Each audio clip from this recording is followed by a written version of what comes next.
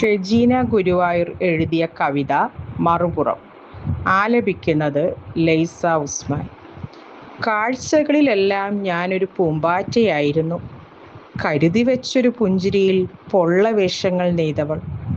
പുറം ലോകം കണ്ടതത്രയും ചായം തേച്ച എൻ്റെ നിറപ്പകിട്ട് തിരിച്ചറിഞ്ഞില്ല ആരും വർണ്ണച്ചിറകിനുള്ളിലെ എൻ്റെ യഥാർത്ഥ നിഴൽ.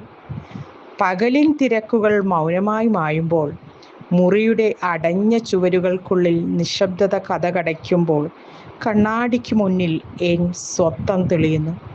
അവിടെ മുഖം മൂടികൾ വീണുടയുന്നു. അഴിച്ചുവച്ച ഭാവങ്ങൾ ആ ചില്ലിൽ അടയാളങ്ങളായി ശേഷിക്കുന്നു. സാക്ഷികളില്ലാത്ത ആ നേരത്ത് തെളിയുന്ന പ്രതിബിംബം എനിക്ക് പോലും അന്യമായിരുന്നു.